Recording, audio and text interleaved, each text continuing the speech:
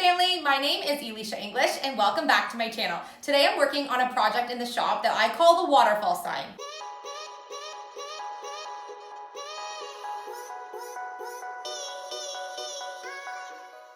Over the past couple of years, while I've been doing my handmade business, I've created hundreds, maybe even thousands of wood signs. And there's lots of different trends that have happened along the way, but one of the main trends that are still seemingly coming into my custom order folder is black and white signs, as well as what I call waterfall signs.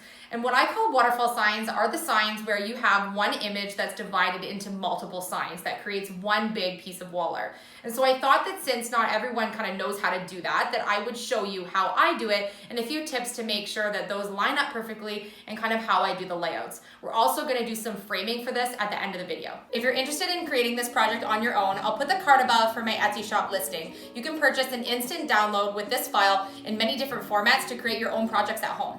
One of the things that I love doing on my YouTube channel is sharing all of the tips that I've learned, sometimes the hard way, along the way doing my handmade business. So I'm hoping that the tips that I share with you in my videos can really help you out on your end to make really successful handmade items.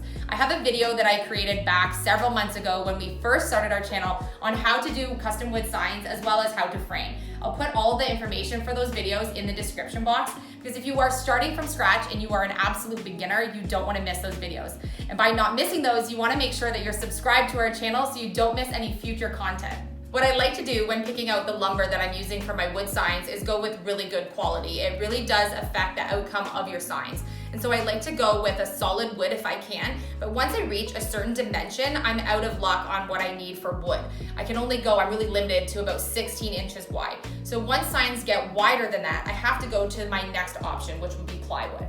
Plywood is very porous and it's super textured, but I found that there's a sanded smooth plywood that's really good on one side that I can use when creating larger wall art. And so what I'm using during this video is a 1/2 inch thick sanded smooth plywood, and it's a really high premium quality. I like to buy it in a 4x8 sheet and cut it into multiple sizes because I make lots of signs. But if you're looking at doing just a single project, usually in your hardware store, there'll be an area where you can purchase just smaller pieces that are pre-cut. And then you can just cut them smaller if you want them or keep them at the dimensions that are offered. Come on, let's get creating. The project that I'm working on today is actually a custom order and it's a 3-part sign. And so I need to have 3 pieces that are the same dimensions. The client that I'm working with is wanting to have 3 pieces at 18 inches by 24. And so I'm going to use my measuring tape and measure out my shapes that I need and then go to my table saw. Let's do it. Okay, let's do it. I always like to double check that the dimensions that are listed on the lumber is actually accurate because sometimes it's not. So I'm just double checking that this is actually 24 inches and then I made my mark at 18 inches. So I need to make 3 of these. Let's get cutting.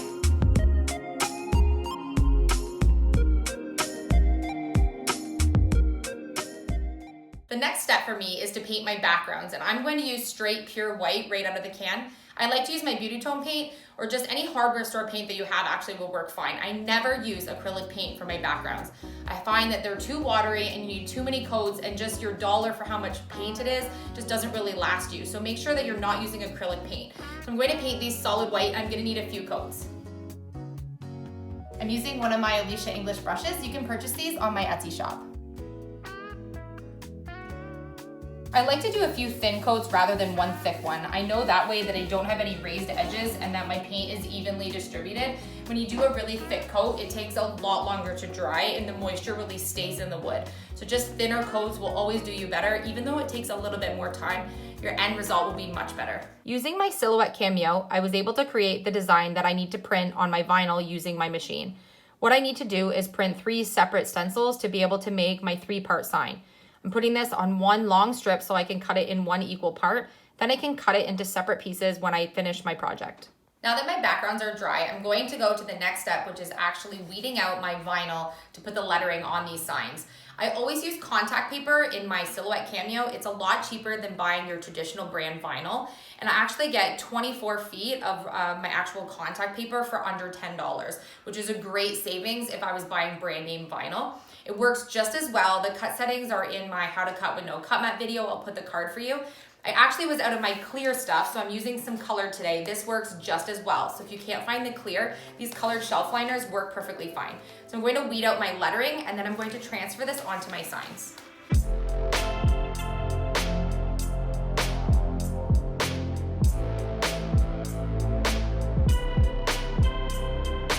So the words that I'm going to put on these signs are "Let's stay home," and I've weeded it out so I have my lettering on here.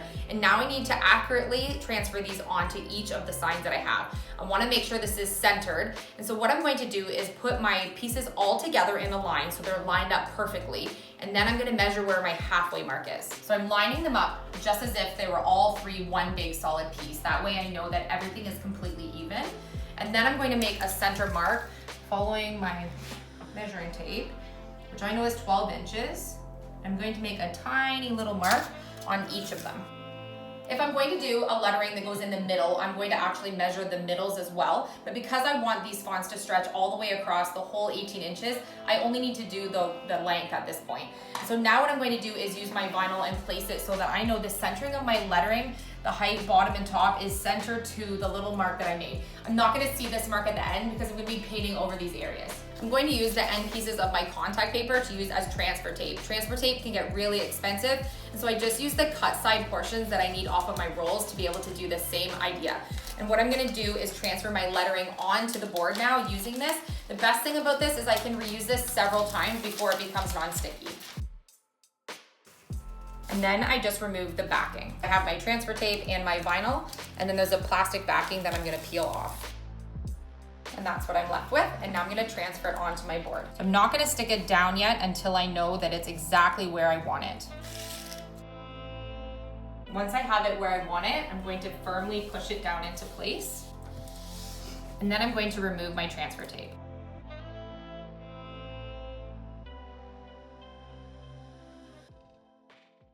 I like to just double check that none of the little pieces in my vowels or any missing pieces come up with the transfer tape, because then once you sponge and you've got it on the white background, it will be really hard to touch it up. So I just double check that all of my lettering and all of my shapes are in place.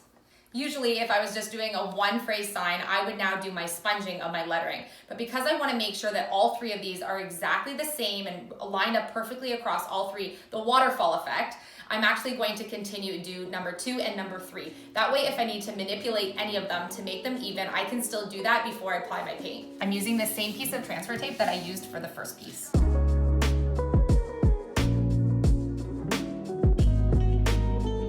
I want to share a tip with you, which was a huge game changer when I started making signs. And it's a tip that I wish that someone would have told me at the very beginning of my working.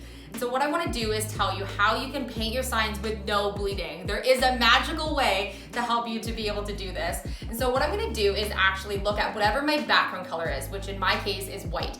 And I'm actually going to sponge my first layer of my stenciling using my base color.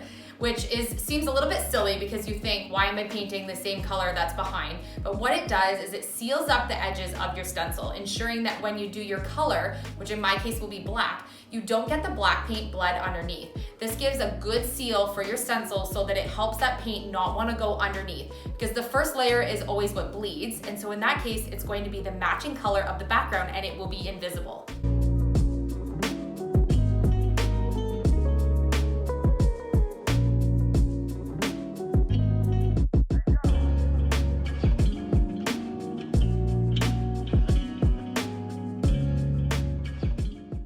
If you want to have more tips on how to paint your signs with no bleeding, I have a video on my channel that gives you a lot more tips. This is just one of the very amazing things that I wish I would have known in the beginning that I wanted to share with you during this video. So I'm going to put the card above for you.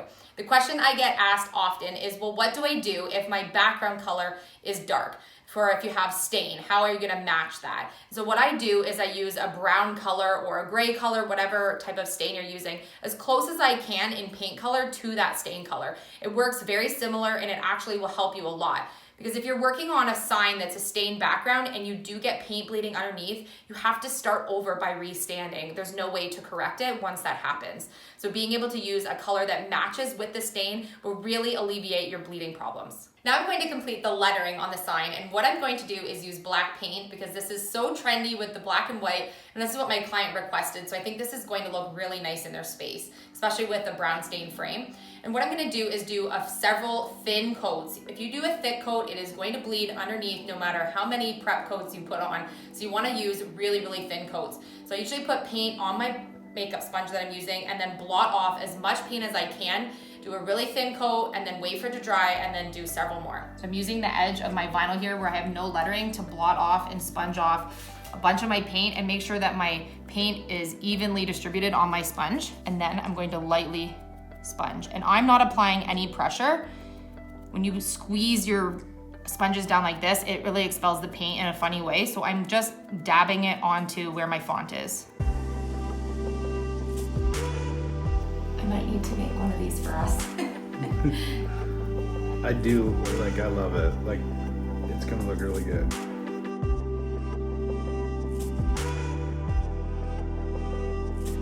Usually people have pinkies up when they drink tea. I do when I'm sponging.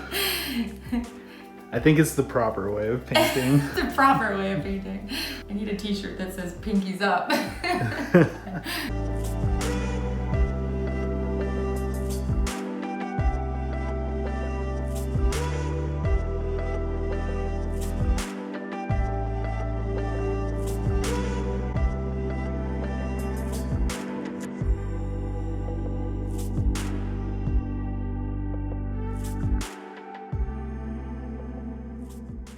The next step for me is to use my pine 1x2s to be able to create a frame for this wall art. So I need to make three separate sign frames to be able to get this project finished up. And I know that the client that I have would like me to use the provincial stain because it matches her hardwood floors. I always measure the sides of my signs first. That way the top and bottom gives it a really nice finished look.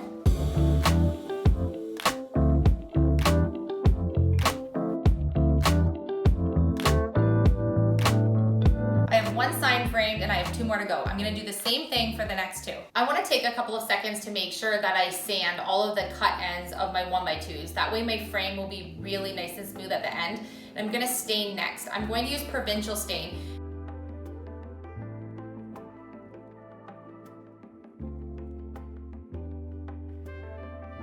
Brad Miller cam.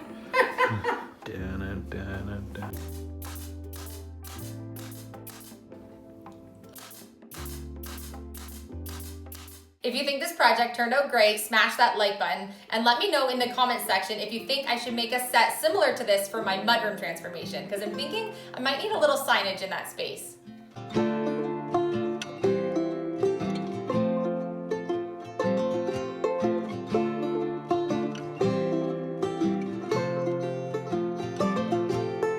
Frame these signs, I did my standard box frame, and I have several different styles of framing that I do when I complete my signs. I'm gonna put the card above for you for my how to frame wood sign video, which gives you lots of variety and different skill levels of how you wanna frame your signs. I'm so excited. Our January giveaway is almost about to be announced. We are announcing the winner on February 14th. Don't miss your chance to be entered to win one of my custom-made Elysia English aprons. You can purchase these on my Etsy shop, but we're giving one away to one of our YouTube subscribers.